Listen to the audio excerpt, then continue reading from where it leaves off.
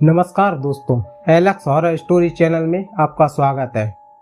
दोस्तों, आज मैं आपको एक ऐसी घटना सुनाने जा रहा हूँ जो एक ट्रक ड्राइवर के साथ घटी हुई। यह कोई आम घटना नहीं थी, बल्कि एक ऐसा खौफनाक मंजर था जिसने उसकी ज़िंदगी बदल रखी थी। इस सफ़र में उसका सामना एक ऐसी चुड़ैल से हुआ जो ट्रक वालों को गुमराह कर उनसे अपनी मौत का बदला लेती है। आखिर कैसे उस ट्रक ड्राइवर ने अपनी जान बचाई और किस वजह से वह इस भयानक रास्ते से जिंदा लौट पाया, यह सब जानने के लिए कहानी को अंत तक जरूर सुनिए। तो चलिए शुरू करते हैं दोस्तों। आज की कहानी हमारे एक सब्सक्राइबर आलोक साहू ने भेजी है, जो कि एक ट्रक ड्राइवर हैं। तो चलिए अब यह कहानी आलोक के पॉइंट ऑफ व्यू से सुनते हैं।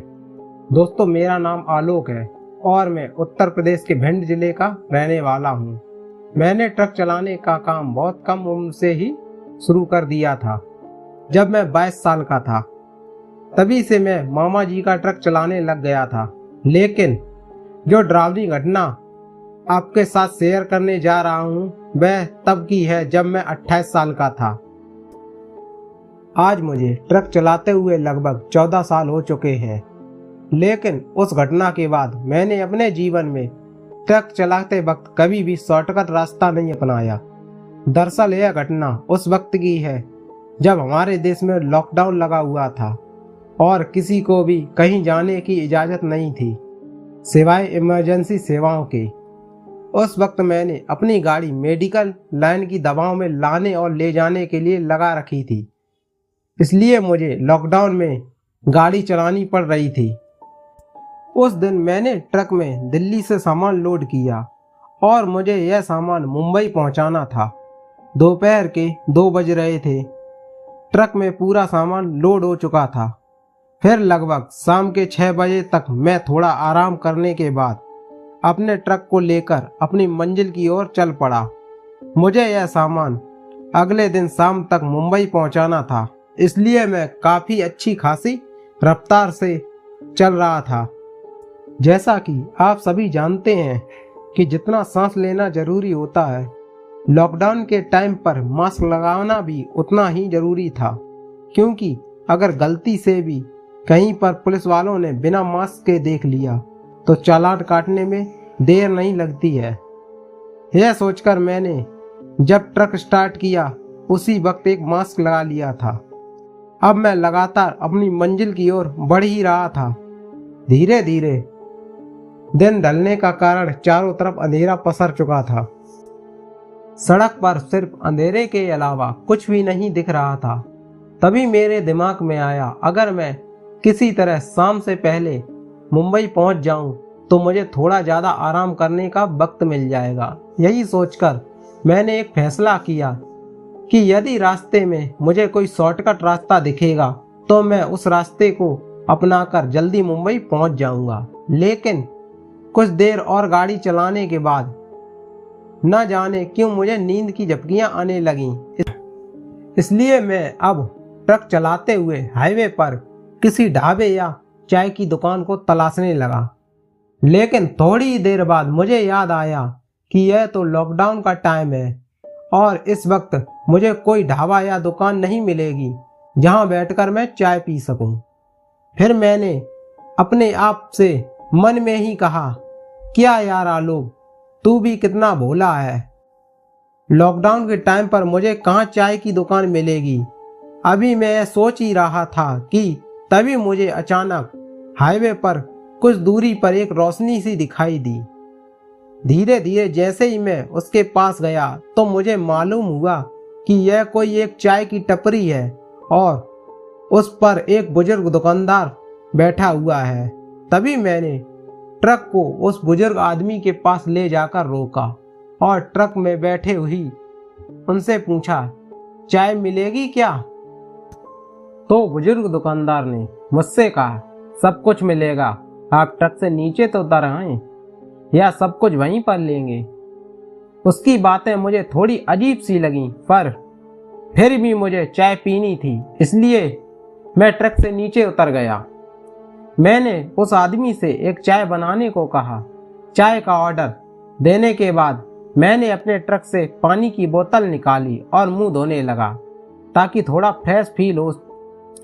थोड़ी देर बाद उस आदमी ने चाय बनाकर मुझे दे दी, लेकिन उस चाय का टेस्ट कुछ अजीब सा था। जब मैंने इसके बारे में उससे पूछा तो उसने कहा, साहब यह चाय भैंस के दूध की नहीं है। लॉकडाउन के टाइम पर दूध की सभी दुकानें बंद हैं और मेरे घर में सिर्फ कुछ बकरियां हैं, तो मैं उन्हीं बकरियों का दूध निकाल कर लाता हूँ और उसी की चाय बनाकर बेचता हूँ। उसने आगे कहा, शायद आपने कभी बकरी के दूध की चाय नहीं पी है, इसलिए इसका स्वाद आपको अजीब लग रहा है। तब मैंने उससे कहा, लॉकडाउन के टाइम तुमने दुकान खोल रखी है, पुलिस वगैरह कुछ नहीं कहती? पर उस आदमी ने अजीब सी मुस्कुराहट के साथ कहा, पुलिस तो क्या, हमारा तो कोई भी कुछ नहीं बिगाड़ सकता। उसकी मुस्कुराहट बहुत ही अजीब थी और वह मुस्कुराते हुए मुझे घूर ही रहा था। मैंने उसे नजरअंदाज करते हुए चाय पीने लगा। मुझे लगा कि यह बुड्ढा थोड़ा सटियाया हुआ है। जब मैं उसकी दुकान पर चाय पीने उतरा था तो मैंने ट्रक चालू ही छोड़ दिया था, लेकिन अचानक से मेरा ट्रक बंद हो गया। मुझे यह बात बहुत अजीब लगी क्योंकि मेरा ट्रक नया नया था और वह ऐसे ही अपने आप कभी बंद नहीं होता था जब तक कि मैं उसे चाबी से बंद ना करूं। तभी मैंने सोचा कि शायद ट्रक सर्विस मोड पर आ गया है, इसलिए अपने आप बंद हो गया है। मैंने इस बात को नजरअंदाज कर दिया और फिर से चाय पीने लग गया। लेकिन चाय पीते वक्त मुझे उसकी चाय कुछ ज़्यादा ही अजीब लगने लगी, जैसा कि मैंने आपको पहले ही बताया था। लेकिन कभी भी उसका स्वाद ऐसा अजीब नहीं था जैसा कि आज इस बुजुर्ग आदमी की चाय का था। तभी चाय पीते वक्त अचानक मेरी नज़र उस टपरी के बगल से जा रहे रास्ते पर गई। मुझे लगा शायद यह कोई शॉर्टकट रास्ता है। मैंने उस आदमी से पूछा, यह रास्ता कहाँ जाता है? उस आदमी ने फिर से अजीब सी मुस्कुराहट के साथ कहा, जहाँ जाना चाहते हो यह रास्ता मुझे वहीं पहुँचा देगा। तब मैंने उससे पूछा, तुम्हें कैसे पता चला कि मुझे कहाँ जाना है और यह रास्ता मुझे वहीं पहुँचा देगा? इस पर वह आदमी कुछ नहीं बोला, बस चुपचाप अपना सिर नीचे किए हुए बैठा रहा। तब मैंने उससे पूछा, अच्छा यह तो बताओ कि यह रास्ता मुंबई से जाने पर कितनी दूरी कम पड़ेगी?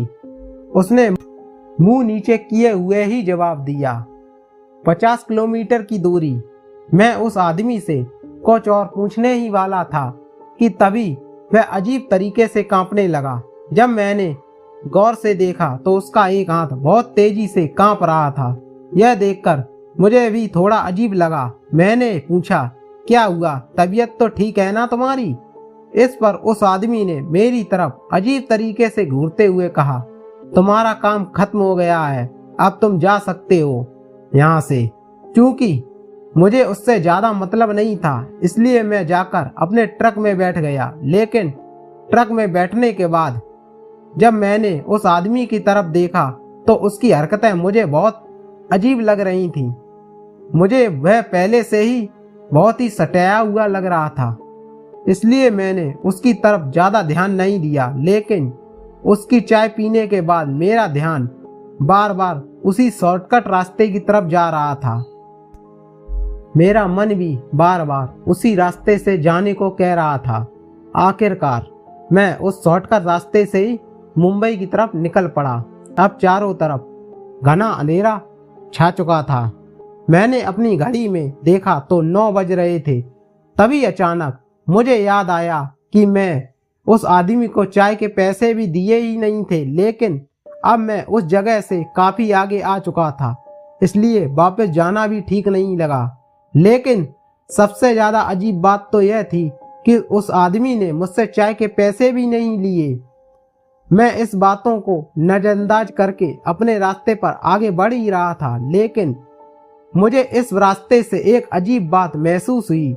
जब मैं हाईवे से आ रहा था तो हाईवे के दोनों तरफ जो पेड़ पौधे थे वे हरे भरे थे, लेकिन इस शॉर्टकट रास्ते के अगल बगल से जो पेड़ पौधे थे वे बिल्कुल सूखे हुए थे और उस पर कोई भी हरी पत्ती नहीं थी।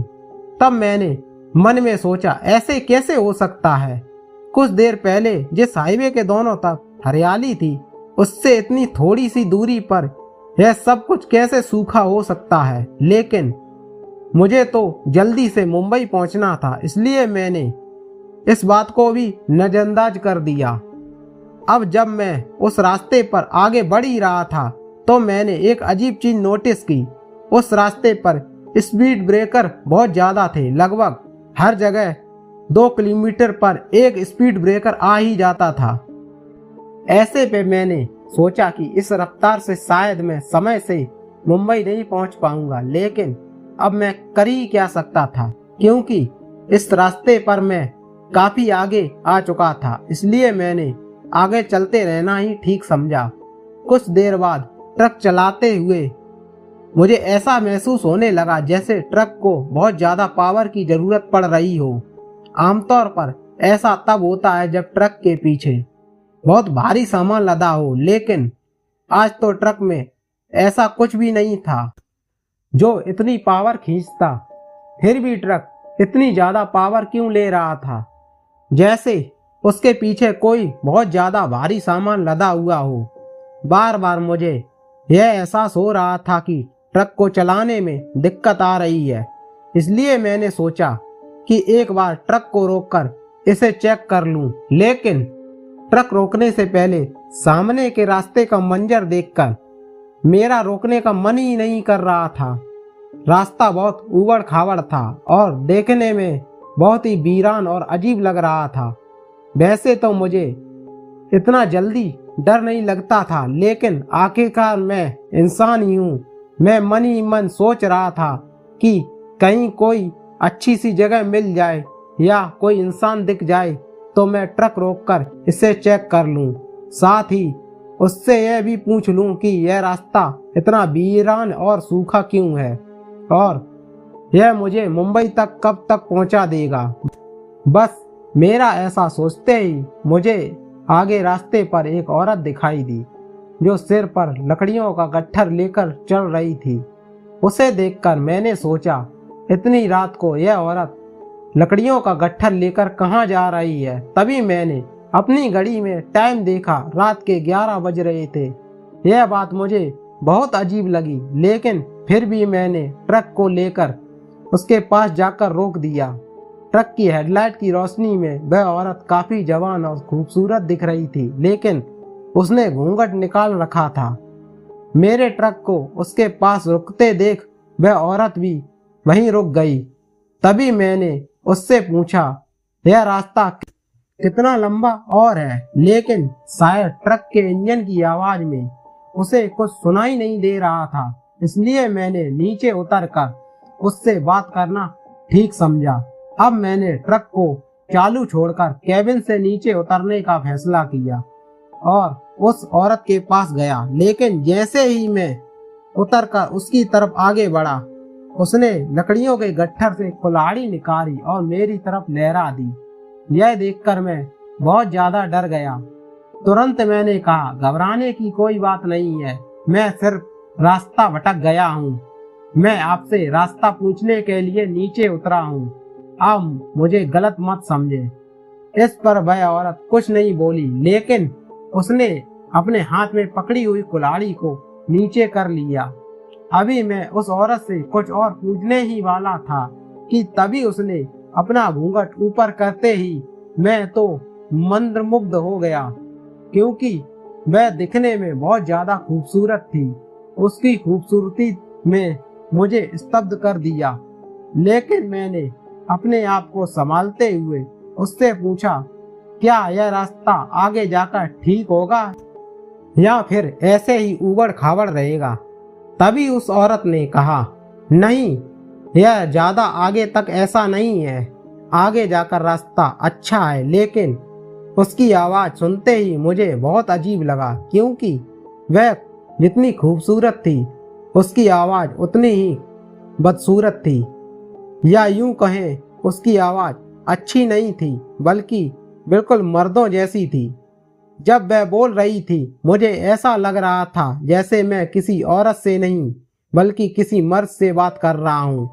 लेकिन मेरा ध्यान उसकी आवाज से ज्यादा उसकी खूबसूरती पर जा रहा था। इसलिए मैंने उससे पूछा, आप इतनी रात को कहाँ जा रही हैं?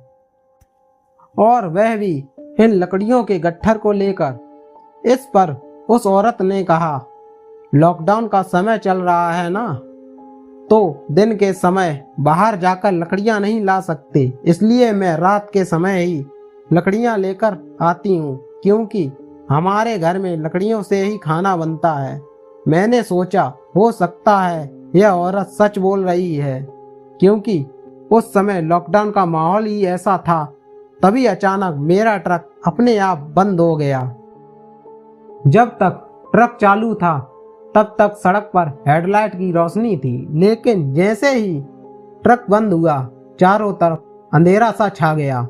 अब जैसे ही उस अंधेरे में मैंने अपनी नजर उस औरत की तरफ घुमाई तो मेरे तो होश ही उड़ गए। हेडलाइट की रोशनी में वह औरत जितनी खूबसूरत और जवान दिख रही थी, अंधेरा होते ही वह उतनी ही बदसूरत और बूढ़ी नजर आने लगी। उसका चेहरा एक तरफ से पूरा जला हुआ था और उसके होठ बिल्कुल काले पड़ गए थे। यह मंजर देखकर मैं थर-थर कांपने लगा और पसीने से भीग गया। मेरी यह हालत देखकर वह औरत अजीब तरीके से मुस्कुराने लगी। अब जैसे ही वह मुस्कुरा रही थी वैसे वैसे उसके होठों से खून टपकने लगा। यह सब देखकर तो मैं पत्थर की तरह जम गया था। मैं हिलना और चिल्लाना चाहता था, लेकिन मेरे हलक से आवाज ही नहीं निकल रही थी। ऐसा लगा जैसे पैरों को किसी ने फेविक्विक से वहीं चिपका दिया हो। मेरे और उस औरत के बीच में सिर्फ 2 कदमों का फासला था। अब वह औरत धीरे धीरे मेरी तरफ आने लगी। यह देखकर मेरे दिल की धड़कन की रफ्तार दोगुनी हो गई। मुझे ऐसा लग रहा था जैसे मुझे अब हार्ट अटैक आ ही जाएगा। वह औरत मुझे अजीब तरीके से मुस्कुराते हुए घूर रही थी और उसके अंदर से घर घर की आवाज आ रही थी। साथ ही उसके होठों से खून भी टपक रहा था, जैसे उसने अभी अभी किसी का खून पिया हो। उस औरत की मुस्कुराहट बिल्कुल उस बुड्ढे जैसी थी जिसने मुझे शाम के वक्त टपरी पर चाय पिलाई थी और इस शॉर्टकट रास्ते के बारे में बताया था। वह औरत उसी बुड्ढे की तरह मुझे घूरते हुए मुस्कुरा रही थी। मैं वहां से भागने ही वाला था, तभी उस औरत ने सिर पर रखा गट्ठर फेंक दिया। जब मैंने उस गट्ठर की तरफ देखा तो मेरे तो होश ही उड़ गए। वह लकड़ियों का गट्ठर नहीं बल्कि इंसान की हड्डियों का गट्ठर था, जिसमें कई इंसानी कंकाल पड़े हुए थे। यह देखकर तो मैं डर के मारे पसीने पसीने हो गया। ऐसा लगा जैसे डर के साथ आसमान में पहुंच गया हूँ। अब मुझे समझ में आ चुका था कि मैं बहुत ही गलत रास्ते पर आ गया हूँ और बुरी तरह से फंस चुका हूँ। मेरे मन में ख्याल आया कि यह औरत अब मुझे जिंदा नहीं छोड़ेगी। उस गट्ठर को देखकर मुझे लगा शायद इन लोगों को भी इस औरत ने ही मारा होगा और यह उन्हीं के कंकाल हैं। अब मुझे यकीन हो गया था कि आज के बाद इन कंकालों में एक कंकाल मेरा भी शामिल हो जाएगा। वह औरत मुस्कुराते मुस्कुराते अब हंसने भी लग गई थी। अभी यह सब हो ही रहा था कि अचानक अंधेरे में एक आदमी आता हुआ दिखाई दिया। उसे देखकर मुझे अपनी जान बचाने की थोड़ी उम्मीद नजर आई। मैंने सोचा यह आदमी यहाँ आकर मुझे इस औरत के चंगुल से छुड़ा लेगा, लेकिन जैसे ही वह आदमी करीब आया उसे देखकर मेरी बचने की उम्मीद पूरी तरीके से टूट गई। अब मेरी मौत की संभावना ज्यादा बढ़ गई, क्योंकि यह वही बुढ़ा आदमी था जिसने मुझे टपरी पर चाय पिलाई थी। वह बुढ़ा मेरे नजदीक आकर बोला, क्यों ड्राइवर बाबू, बिना पैसे दिए ही चले आए? चाय के पैसे कौन देगा? मैं उन दोनों से कहना चाहता था, तुम्हारे चाय के पैसे ले लो, लेकिन मुझे छोड़ दो, मेरी जान बख्श दो। लेकिन मेरे हलक से आवाज ही नहीं निकल रही थी। तभी उस चुड़ैल औरत ने मुझे सीने पर जोर से एक लात मारी और मैं पीठ के बल सड़क पर जाकर धड़ाम से गिर पड़ा। अब मुझे पूरा यकीन हो गया था कि यह लोग मुझे मार डालेंगे। तभी मैं उठकर वहां से भागने की कोशिश कर ही रहा था कि अचानक वह चुड़ैल औरत उछलकर मेरे सीने पर आकर बैठ गई।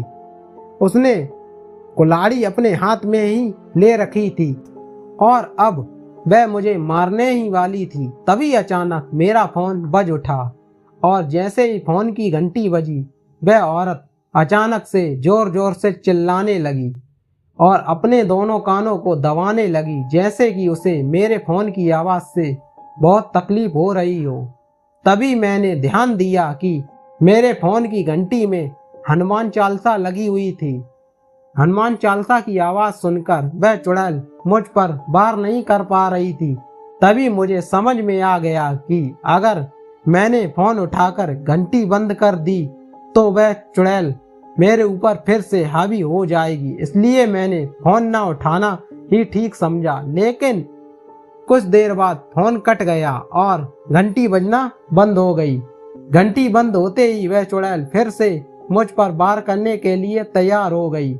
लेकिन तभी एक बार फिर से फोन बज उठा और हनुमान चालीसा की आवाज फिर से गूंजने लगी। इस बार अचानक मेरा ट्रक अपने आप चालू हो गया और ट्रक की हेडलाइट की रोशनी में भी जल उठी। रोशनी होते ही वह चुड़ैल और वह बुड्ढा अचानक से वहां से गायब हो गए। लेकिन मेरे फोन पर अब भी हनुमान चालीसा की आवाज बज रही थी। कोई तो था जो बार बार मेरे फोन पर कॉल कर रहा था, जिसकी वजह से हनुमान चालीसा लगातार बज रही थी। अब मुझे समझ में आ चुका था कि अगर मुझे चुड़ैल और बुड्ढे के चंगुल से बचना है तो हनुमान चालीसा ही एकमात्र सहारा है जो मुझे यहाँ से सुरक्षित बाहर निकाल सकता है। मैंने अपने शरीर पर पूरा जोर लगाकर खुद को उठाया और ट्रक के केबिन में चढ़ गया। फिर मैंने म्यूजिक सिस्टम पर फुल पावर से हनुमान चालीसा चला दी और ट्रक को फुल स्पीड से वहां से दौड़ा लिया। अब मैं ट्रक को फुल स्पीड पर भगाए जा रहा था, लेकिन तभी हनुमान चालीसा की आवाज के साथ ही मुझे पीछे से कुछ अजीब आवाजें सुनाई देने लगीं, जैसे कोई जोर जोर से चिल्ला रहा हो, जैसे किसी का कुछ पीछे छूट गया हो। लेकिन मैंने उन आवाजों को नजरअंदाज किया और सिर्फ अपने ट्रक को चलाने पर ध्यान दिया। ट्रक चलाते वक्त मैंने सोचा आज किसका फोन आया होगा जिसकी वजह से मेरी जान बच गई। मैं देखना चाहता था कि किसकी वजह से आज मौत के मुंह से बच गया। इसलिए मैंने अपना मोबाइल निकाला और देखना चाहा कि किसका फोन आया था। तभी मेरे दिमाग में ख्याल आया कि शायद वह चुड़ैल और बुड्ढा आदमी अभी भी मेरा पीछा कर रहे होंगे। इसलिए मैंने सोचा कि अभी तो मेरा पूरा ध्यान सिर्फ ट्रक चलाने पर होना चाहिए। मैंने तय किया कि जब मुंबई में एंटर करूंगा और कोई रिहायशी इलाका आ जाएगा तभी ट्रक को रोककर फोन चेक करूंगा। जब मैं मुंबई से रिहायशी इलाके में एंटर हो गया और मुझे पूरा यकीन हो गया कि अब मेरी जान को कोई खतरा नहीं है, तब मैंने सड़क के किनारे ट्रक रोका और अपना फोन निकाला। जब मैंने फोन चेक किया तो पाया कि वह फोन मेरी पत्नी का था, जो मैंने सोचा उसे भी चिंता हो रही थी कि मैंने इतनी बार फोन करने के बावजूद फोन क्यों नहीं उठाया। इसलिए मैंने वापस अपनी पत्नी को कॉल बैक किया। जब मैंने अपनी पत्नी को वापस कॉल किया तो उसकी बात सुनकर मेरी आंखों में आंसू आ गए। मेरी पत्नी ने कहा, आपकी बेटी बार बार आपसे बात करने की जिद कर रही थी और वह कह रही थी कि मुझे अभी पापा से बात करनी है, इसलिए बात कराओ। इसलिए मैं बार बार आपको कॉल कर रही थी पर आप फोन उठा ही नहीं रहे थे। दरअसल मैं आपको बताना भूल गया था कि कुछ साल पहले मेरी शादी हुई थी और आज मेरी 2 साल की बेटी है। आज मेरी बेटी की वजह से मेरी जान बच गई। अगर मेरी बेटी मुझ पे बात करने की जिद ना करती और फोन ना करती तो आज मैं मर चुका होता। इसलिए आपसे विनती है कि बेटियों को कभी बोझ ना समझे, क्योंकि बेटियां बहुत अनमोल होती हैं। उस दिन के बाद अब जब भी मैं माल की डिलीवरी करने के लिए ट्रक लेकर बाहर जाता हूँ और अगर मेरी बेटी का फोन आता है तो मैं काम छोड़कर पहले अपनी बेटी से बात करता हूँ। आखिरकार यह जीवन दान मुझे मेरी बेटी की वजह से ही मिला। उस दिन के बाद मैं कभी शॉर्टकट रास्ता अपनाना छोड़ दिया है, लेकिन जब मैंने उस शॉर्टकट रास्ते और चाय वाली टपरी की बात अपने साथ वाले ड्राइवरों को बताई तो उन्होंने मुझे बताया कि आज से कुछ साल पहले वहां पर बाप और बेटी मिलकर उस चाय की टपरी को चलाया करते थे, लेकिन एक दिन शायद कोई ट्रक वाला शराब पीकर ट्रक चला रहा था और उसने उसकी टपरी को टक्कर मार दी। उस टक्कर के बाद वहां पर वह बाप बेटी मारे गए। तभी से बाप और बेटी ट्रक वालों को रोकते हैं, उन्हें चाय पिलाते हैं और शॉर्टकट रास्ते पर जाने के लिए गुमराह करते हैं। वे ट्रक वालों को अपनी मौत का बदला लेते हैं। तो दोस्तों, यह थी आज की हमारी कहानी। आपको कैसी लगी कमेंट बॉक्स में कमेंट करके जरूर बताएं। फिलहाल चलता हूँ। आप अपना और अपने परिवार का ख्याल रखें और अगर अभी तक आपने चैनल को सब्सक्राइब नहीं किया है तो कृपया चैनल को सब्सक्राइब कर लीजिए। आपका यह छोटा सा सहयोग हमें आपके लिए ऐसी कहानी लाने के लिए प्रोत्साहित करता रहेगा।